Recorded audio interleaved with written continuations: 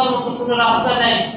এখন প্ল্যাটফর্মে হোক আর মসজিদের দরজায় হোক আর হাই স্কুল প্রাইমারি স্কুলের বারান্দায় হোক, নিজের গায়ের শার্ট খুলে বারান্দা হয়েছে, ওই শার্ট শিখে দিতে শিখে থেকে রাত কেমন লাগবে, এরকম জীবন কার কাছে দিয়ে দিনের আসে না, তাই না? মানব জাতি, মানব জীবন যখন কষ্ট একদিন না একদিন একটু হয়েছে, একটু খেয়াল করেন। যুবতী যখন কোনো কথা বুঝলেন না, কোনো কথা শুনলেন না, এইভাবে মহিলা যখন কোনো কথা না শুনলেন, যুবক বিদায় করা পড়লেন, বিপদের মধ্যে পড়ে গেল রে বাজান। বিপদে পড়িয়া যুবক গায়ের সবগুলো পুরো চৌকাটের উপরে লাগাইয়া মাথা দিয়ে শুয়ে পড়ছে। বসার কাম এদিকে ঘুম আসে না, একটু ঘুম আছে। ঘুমের মাধ্যম দিয়ে স্বপ্ন দেখলেন একজন বুড়া আর একজন বুড়ি জাহান্নামের মধ্যে হাউ করে কাঁদেন। ওই রাস্তা দিয়ে লক্ষ লক্ষ মানুষ চলে যায়, কিন্তু ওই বুড়া আর বুড়ির জন্য কেউ একটু পানি দেয় না।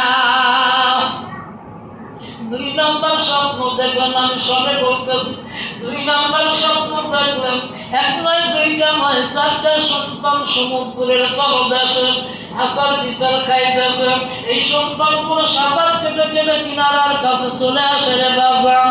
কিনারার কাছে যখন চলে আসে, কিনারা থেকে এমন একটা ঢেউ, এমন একটা পাথর পাহাড়, সমুদ্রের পাহাড় ভেঙে বিশাল আকারে একটা ঢেউ তৈরি হয়ে যায়। এই সন্তান 4টা আবার ঢেউয়ের বাড়ি খায় সমুদ্রের মধ্যদেশে চলে যায়। নাউযুবিল্লাহ। 2 নাম্বার গেল, 3 নাম্বার যুবকটা লক্ষ্য করে দেখলেন বিশাল একটা পাহাড়। এই পাহাড়ের মধ্যে আগুন লেগে গেছে, দাও দাও করে আগুন জ্বলে, দাও দাও করে আগুন জ্বলে, কিন্তু ওই পাহাড়ে পানি দেওয়ার মতো কেউ নাই। এমন সময় কালো এক টুকরা মেঘ চলে আসলো বাবা। এই কালো এক টুকরা মেঘ আসিয়া ওই পাহাড়ের উপরে যখন বৃষ্টি বর্ষণ করে, বৃষ্টির পানিতে পাহাড়ের আগুন নিবারণ হয়ে যায়। যুবক 4 নম্বর স্বপ্ন দেখলো রে বাবা।